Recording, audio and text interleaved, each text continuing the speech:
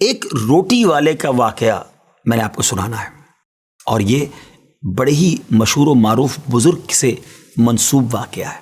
حضرت ابو بردہ رضی اللہ تعالیٰ عنہ راوی ہیں کہ حضرت ابو موسیٰ اشعری رضی اللہ تعالیٰ عنہ کی جب وفات کا وقت قریب آیا تو انہوں نے اپنے بیٹوں سے کہا کہ اے بیٹو، روٹی والے کو یاد رکھنا۔ پھر یہ واقعہ خود ہی بیان کیا کہ وہ روٹی والا کون تھا۔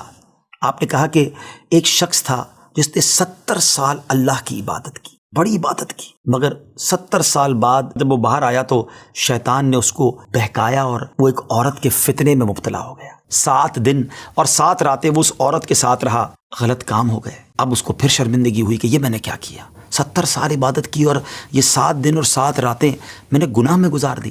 بڑا شرمندہ، بڑا نادم، قدم قدم پر سجدے کرتا جاتا، توبہ کرتا جاتا۔ اب چلتے چلتے چلتے ایک مسافر خانے میں پہنچا تو وہاں 12 مسکین لوگ پڑے ہوئے تھے، لیٹے ہوئے تھے۔ اس نے بھی جگہ بنائی اور ان کے درمیان جا کر خود بھی گر کر سو گئے۔ اب رات میں ایک شخص آیا جو ان کو کھانا دیا کرتا تھا، روٹی دیا کرتا تھا۔ ایک ایک کر کے 12 روٹیاں لے کر آیا تھا، اس کو پتا تھا یہاں 12 مسکین رہتے ہیں۔ ایک ایک کر کے سب کو روٹی دینے لگا۔ وہ شخص جو یہاں آ کر اچانک بیچ میں آ کر لیٹا تھا، اس کو بھی وہ مسکین سمجھا اور اس کو بھی روٹی دے دی۔ لیکن ظاہر ہے کہ اگر ترتیب سے روٹی دیتے دیتے آگے آئے تو آخری نمبر والے کو روٹی نہ ملی، کیونکہ یہ تو 13 ہو چکے تھے۔ تو بانٹنے والے سے اس مسکین نے کہا کہ تم نے آج مجھے روٹی کیوں نہیں دی؟ اس نے کہا میں نے تو سب کو ایک ایک روٹی دی، کسی کو 2 نہیں دی۔ کہا تم مجھے روٹی نہیں دے رہے ہو؟ بہرحال وہ ناراض ہو گیا کہ ٹھیک ہے، پھر تم اگر یہ سمجھتے ہو کہ میں بددیانتی کر رہا ہوں تو میں تمہیں کچھ بھی نہیں دوں گا۔ یہ کہہ کر وہ شخص تو چلا گیا، مگر وہ مسکین بیچارہ بھوکا رہ گیا۔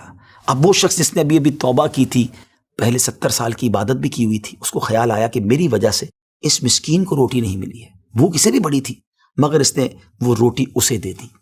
شدید بھوک لگی ہوئی تھی، رات بھر بھوک میں تڑپتا رہا اور اسی بھوک کے عالم میں صبح اس کا انتقال ہو گیا۔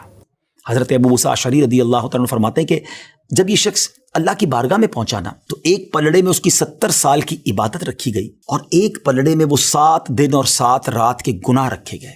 تو فرمایا کہ وہ گناہ جو تھے وہ 70 سال کی عبادت سے آگے بڑھ گئے، یعنی اب اس کے لیے گویا حکم ہو سکتا تھا کہ وہ جہنم میں جائے، مگر ان 7 دن کے گناہوں کے سامنے وہ روٹی رکھی گئی، اور اس روٹی کی برکت سے، کیونکہ وہ اخلاص کے ساتھ ایثار کی گئی تھی، مسکین کی مدد کی گئی تھی، وہ 7 دن کے بڑے بڑے گناہ معاف کر دیے گئے اور وہ جنت میں چلا گیا۔ پھر آپ نے اپنے بچوں سے کہا بیٹا روٹی والے کو یاد رکھنا۔